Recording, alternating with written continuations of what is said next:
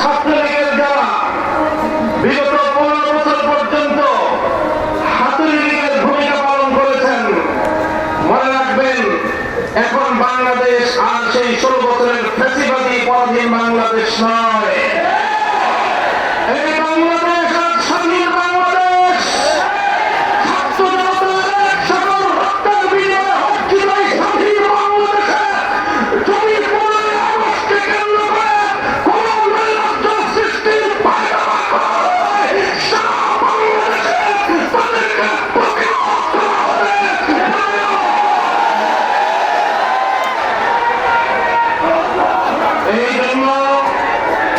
এই জন্য আমরা বৈষম্য বিরোধী ছাত্র আন্দোলনের নেতৃবৃন্দ অন্তর্বর্তীকালীন সরকারের দায়িত্বশীলদের পাশাপাশি হেফাজতে ইসলামের নেতা কর্মীদেরকে আমি আহ্বান জানাতে চাই, আগামীকাল 15 আগস্ট, 16 আগস্ট এবং গোটা আগস্ট মাস জুড়ে আমাদেরকে সতর্ক থাকতে হবে। কারণ মনে রাখবেন, আওয়ামী লীগের রাজনীতি হল প্রতিহিংসার রাজনীতি। 1975 সালে 3.5 বছরের অপশাসনের যুগে শেখ মুজিবুর রহমান সাহেব নির্বিচারে দেশের 30,000 যুবককে হত্যা করেছিলেন। এদেশের বাকশাল কায়েম করার মধ্য দিয়ে মানুষের সকল অধিকারগুলো তিনি হরণ করেছিলেন। অধিকারহারা মানুষ তখন তারা ক্ষুব্ধ হয়ে ধানমন্ডির 32 নম্বর বাড়িতে অভ্যুত্থান পরিচালনা করেছিল। তখন এই শেখ হাসিনা ঘোষণা দিয়েছিল যে জাতি তার বাবাকে হত্যা করেছে তিনি সেই জাতির কাছ থেকে প্রতিশোধ গ্রহণ করবেন।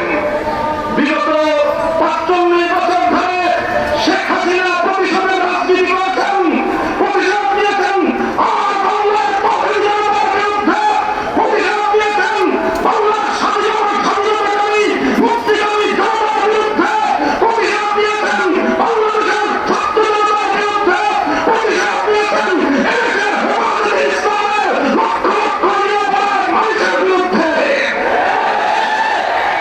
তিনি একজন খুনির নেশায় মাতাল, খুনের নেশায় মাতাল। আপনারা লক্ষ্য করে থাকবেন, যারা মাতাল হয়, মদখোর হয়, তারা সারাদিন যে যেখানে থাকে রাতের শেষে রাতের বেলায় সব মাতালগুলো একসাথে হয়ে মদ্যপান করে মাতলামি করে।